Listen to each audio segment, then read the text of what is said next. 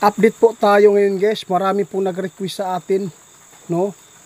Kung sino po daw yung pinaka malakas po ngayon na team po ng pagkasenador, no? Team ng mga Duterte at BBM. Tugunan po natin guys. Ito po yung sinasabi nila. Pwede po ba itiit mag-request na ipaabot po ninyo sa ating mga kaibigan yung request namin na gusto namin po na magsurvey ka, sabi po nila guys, no?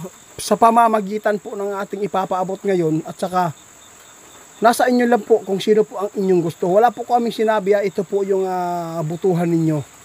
Ang gusto lang po namin dito, kung sino man po yung mag-comment, kung sino po ang gusto niyo, comment po kayo doon sa baba ng aking video. Pero kasama natin si kaibigan. Kaibigan, magandang gabi po. Meron pong nag-request. Gusto po daw nila ng survey kung sino po ba ang malakas po ngayon na mga team PDP po ba or yung kalaban po nila na BBM. Marami pong nag-request sa atin kung ano po ba ang pinaka malakas po na team ngayon na mga ka-line up, ha? Ano po ang inyong maipayo po sa mga makapanood sa atin? Dahil po ay gusto po nila talaga na makakuha ba ng survey sa ating mga comment kung sino po ang kanilang ibuboto po ng mga ka-line up po ng mga BBM or ex-president Duterte.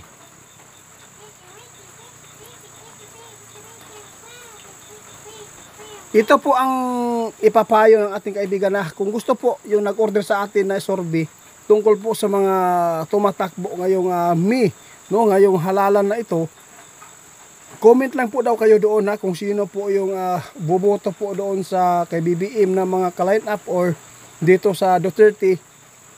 Paramihan kung sino po daw ang malakas. Pero ito po ang advice ni kaibigan, panoorin, pakinggan po ninyo.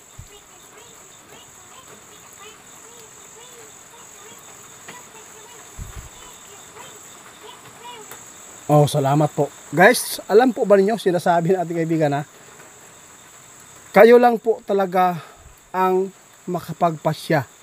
Kung sino po ang inyong susundin, ang inyo po bang puso, o yung mga tao na nagpapain po ng pira para lang po sila ay iboto.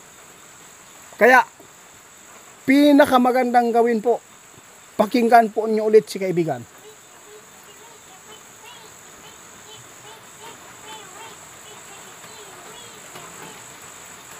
Kaibigan, ang sabi ng ating kaibigan guys, ito lang, yung ipinapaabot po namin, hindi po kami anyaya sa inyo na yung ka-line up po ni Duterte ang iboto ninyo. At saka hindi po namin din kayo sa kabila na yun po ang iboto nyo. Hindi. Nasa inyo lang po. Pagpasyahan po ninyo.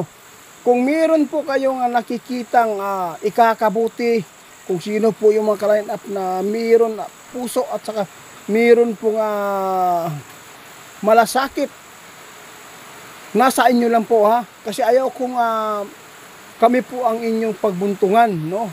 Baka po pagsabihan po ninyo na meron po kaming pinili, basta sinasabi po ng ating kaibigan, meron siyang final na ipapaabot ngayong Mayo kung sino po ang inyong iboboto. Kaibigan, gusto kong malaman po sa inyo. Oo, pasensya na kung nakisali tayo dito sa mga katanungan ng mga tao Oo. Kung ikaw ang papilion, asa man gyud ka?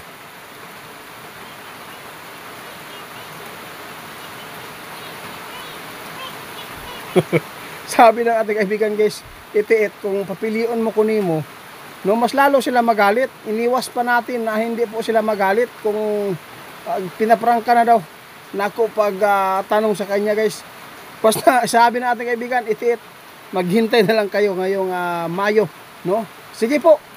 sige po kaibigan ha. Walang problema po yan. Oo. Guys, sa lahat po nang nag-request sa atin, kung padamihan lang po, sa survey lang po ito, kung sino po ang pinakamalakas, mag-comment lang po kayo doon guys, na kung kayo po ay gusto po nyo yung BBM na mga ka-line up, sabihin lang po nyo doon sa comment, BBM kami.